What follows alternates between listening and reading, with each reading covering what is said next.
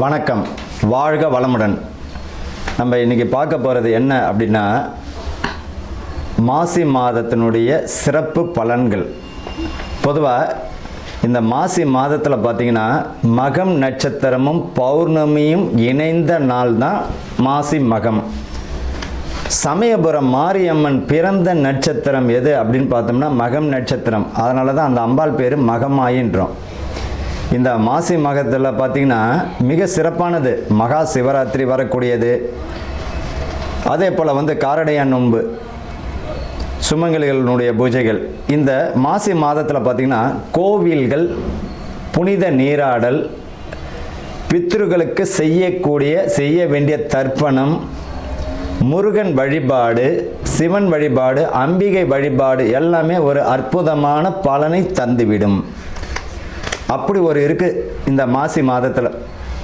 சரி, இந்த மாசி மாதத்தில் பார்த்திங்கன்னா புனித நீராடுதல் ரொம்ப விசேஷங்க. பாவங்களை போக்கக்கூடியது. கடலில் குளிக்கிறது, குளங்களில் குளிக்கிறது, புனித நதிகளில் நீராடுவது, முன்னோர்களுக்கு தர்ப்பணம் செய்யக்கூடியது, இது எல்லாமே ரொம்ப அற்புதமான ஒரு விசேஷமான நாள். நல்ல பலனை தந்துவிடும். குழந்தை இல்லாத தம்பதிகள் பார்த்திங்கன்னா இந்த செவ்வாய்க்கிழமையில் முருகன் வழிபாடு பண்ணும் பொழுது குழந்தை கருத்தரிக்கிறது, அதாவது கருத்தரிப்பதற்குரிய மாதமாக அமைஞ்சிடும். இந்த மாசி மகத்தில் பார்த்திங்கன்னா சமயபுரம் மாரியம்மன் வழிபாடு செய்வதும் மிக, உங்கள் வீட்டுக்கு பக்கத்தில் மாரியம்மன் இருக்குன்னா அந்த அம்பாளுக்கு மாவிளக்கு ஏற்றி வைப்பதோ, அர்ச்சனை செய்வது, அந்த அம்பாளுக்கு எலுமிச்சை மாலை போடுவது மிக சிறப்பான ஒரு பலனை தந்துவிடும். பொதுவாக இந்த எலுமிச்சை மாலைன்னு நம்ம தான் ஒன்று ஞாபகம் வருது. தயவு செய்து பார்த்திங்கன்னா இந்த ஊசியில் கோத்த பழத்தை தயவு செஞ்சு இந்த சில கோயில்களில் கொடுக்கறது ஒரு வழக்கமாக வச்சுப்பாங்க. அம்பாளுக்கு மாலை போட்டுருவாங்க. அந்த மாலையை பிச்சு என்ன பண்ணுவாங்க, ஒரு பழத்தை ஒன்று கொடுத்துட்டு இருப்பாங்க. பொதுவாக ஒரு பழத்தை துளை போட்டாலே அதனுடைய பலி முடிஞ்சிடுச்சு. அப்பேற்பட்ட பழத்தை நம்ம வாங்கக்கூடாது. முழு பழத்தை இறைவனுக்கு சமர்ப்பிக்கணுமா, ஒரு முழு பழத்தை கொடுத்து அம்பாளனுடைய பாதத்தில் வச்சு அதை வீட்டுக்கு எடுத்துகிட்டு ஜூஸ் போட்டோ அல்லது எதாச்சும் உணவில் சேர்த்துக்கிட்டோ நம்ம உள்ளுக்கு சாப்பிட்ணும். நம்ம என்ன செய்கிறோம், சாமிகிட்ட வச்சுட்டு அது மாட்டு காஞ்சி விடும். காஞ்ச உடனே தூக்கி குப்பையில் போட்டுருவோம். பொதுவாக அம்பாள்கிட்ட கொடுத்த பழத்துக்கு அப்படி ஒரு அற்புதமான சக்தி உண்டு. அதை நம்ம பயன்படுத்தணும். ஊசியில் கோத்த பழம்லாம் இல்லை, முழு பழத்தை கொடுத்து இறைவன்கிட்ட இருந்து நம்ம வாங்கிக்கிறது நல்லது. மகா சிவராத்திரி, அதாவது என்னைக்கு வருது இந்த மகா சிவராத்திரி? ஈசனை வழிபடக்கூடிய மிக அற்புதமான நாள், மோட்சம் கிட்டக்கூடிய நாள். அன்னைக்கு இறைவனை மட்டும், பகவானை மட்டும் நம்ம மனமாற வேண்டிக்கிண்டு நீ தான் கதி அப்படின்னு சரணாதிகதி அடையணும். மகா சிவராத்திரி அன்று பார்த்திங்கன்னா ரொம்ப அற்புதமான நாள். என்னைக்கு வருது அப்படின்னா 15/2/2026 மாசி மாதம் 3ஆம் தேதி மகா சிவராத்திரி. மாசி மகம், மாசி மாதத்தில் வரக்கூடிய மகம் நட்சத்திரம். சமயபுரம் மாரியம்மனுடைய நட்சத்திரம், பிறந்த நட்சத்திரம் பார்த்திங்கன்னா மகம் நட்சத்திரம். அதனால தான் மகமாயின்றோம். 2/3/2026 மாசி மாதம் 18ஆம் தேதி அன்னைக்கு மாரியம்மன் வழிபாடு, வராகி வழிபாடு, பெண் தெய்வங்கள் வழிபாடு, அம்பிகை வழிபாடு மிக அற்புதமான ஒரு பலனை தந்துவிடும்.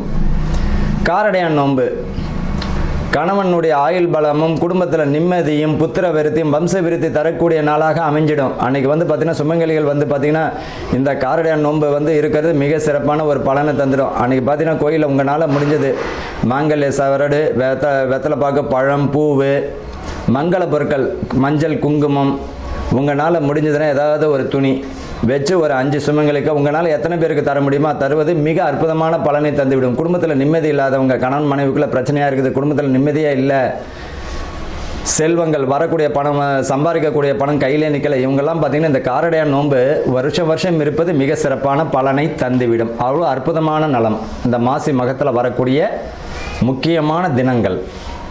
இப்போ அடுத்தது பார்த்திங்கன்னா இந்த ராசி பலனுக்கு நம்ம போகலாம். விருச்சிக ராசி அன்பர்களுக்கும் நேயர்களுக்கும் ஆனந்த வணக்கங்கள். இந்த விருச்சிக ராசியில் பார்த்திங்கன்னா ரொம்ப அற்புதமான ராசியில் பார்த்திங்கன்னா இந்த விருச்சிகம்தான். விஷாகம், இப்போ அனுஷம், கேட்டை.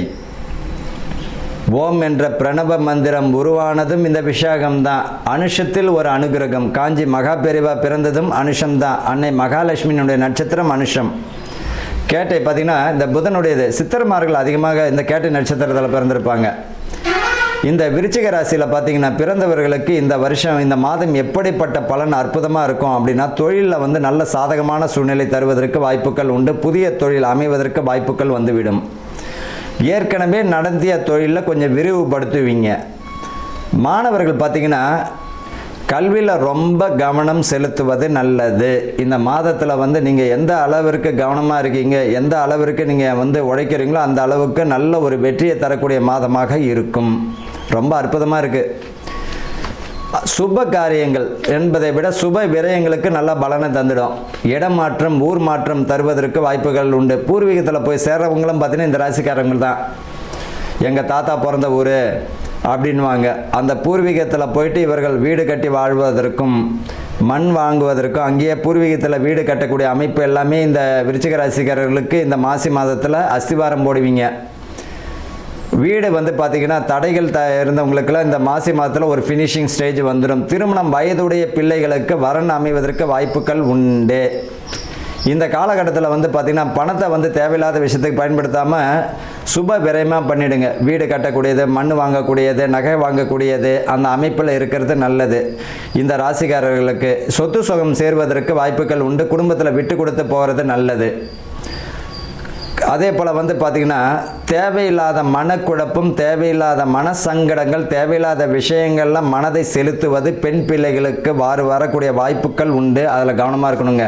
இந்த விருச்சிக ராசிக்கு ஒரே ஒரு அட்வைஸ் என்ன அப்படின்னம்னா, இந்த 16 to 20 சொல்லலாம். மனம், குணம், புத்தி பேதலிக்கும். உன்னை பார்க்கும்போது அழகாக தெரியும், நல்லவனாக தெரியும். தேவையில்லாமல் போய் மாட்டிக்கிட்டோம்னா அதனுடைய முழுமையான எதிர்மறை ஆற்றல் கரெக்டாக உங்கள் கண்ணுக்கு தெரியும். புரியுதுங்களா? ஒன்று குத்துது குடையுதுன்னு வேண்டாம். உங்கள் வேலையை மட்டும் பாருங்கள். இறைவன் கொடுத்த இலக்கை நீங்கள் பயன்படுத்துங்க. படிப்பு, உங்கள் குடும்பம், நல்ல வேலை அமைக்கக்கூடிய அமைப்பு, இந்த மாதிரியான விஷயங்களை கவனத்தை செலுத்துறது நல்லது. தேவையில்லாத விஷயங்கள் வேண்டாம்.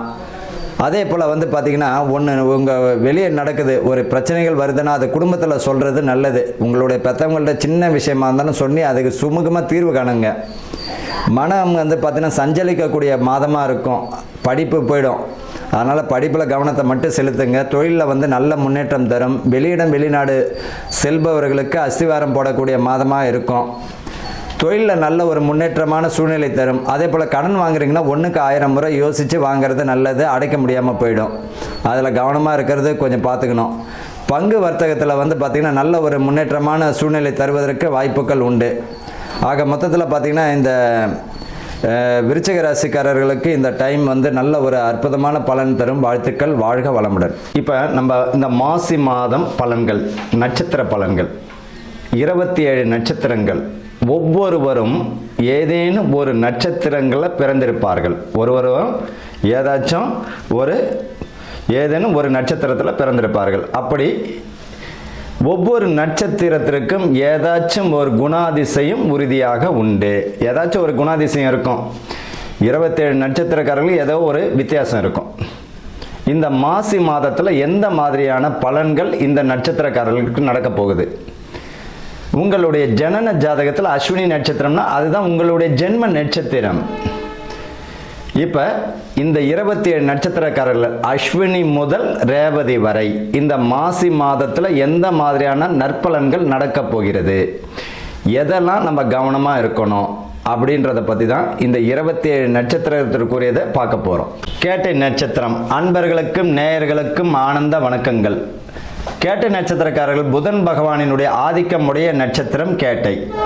இந்த மாசி மாத பலன்கள் இந்த கேட்டை நட்சத்திரத்திற்கு எப்படி இருக்கும் அப்படின்னா, குடும்ப உறுப்பினர்களிடம் விட்டு கொடுத்து போகிறது நல்லது. பிள்ளைகளால் கொஞ்சம் மன சங்கடங்கள் வந்து நீங்கும். பிள்ளைகள் வழியில் உயர்வும் உண்டு. பிள்ளைகளினுடைய இடமாற்றம், ஊர் மாற்றம், இடமாற்றம், வேலை மாற்றம், பதவி பணி உயர்வு நிச்சயமாக உண்டு. இந்த மாதம் பிள்ளைகள் பார்த்தீங்கன்னா குழந்தை வந்து கருத்தரிக்கக்கூடிய மாதமாக இருக்கும். இது வரைக்கும் குழந்தை இல்லாமல் இருந்த தம்பதிகளுக்கு கருத்தரிக்கக்கூடிய அற்புதமான மாதம் யாருக்கு அப்படின்னா இந்த கேட்ட நட்சத்திரம் மாசி மாதம். திருமணங்கள் தடை தாமதம் அடைந்தவர்களுக்கு திருமண பாக்கியம் கைகூடும். பிள்ளைகள் புத்திர பாக்கியம் கிடைப்பதற்கு வாய்ப்புகள் உண்டு. கடன் வாங்கும் பொழுது 1க்கு 1000 முறை யோசித்து வாங்கிறது நல்லது. 10-15 கடை கட்டிருப்பார். 10-15 கடையிலையும் பார்த்தீங்கன்னா ஆள் வராமல் இருப்பான். ஆனால் இந்த மாசி மாதத்தில் அந்த வாடகைக்கு உங்களுக்கு வருவதற்கும் வாடகை நீங்கள் வாங்குவதற்கும் வாய்ப்புகள் உண்டு. சுப விரயங்களுக்கு பலனை தந்துவிடும். வாழ்த்துக்கள். வாழ்க வளமுடன்.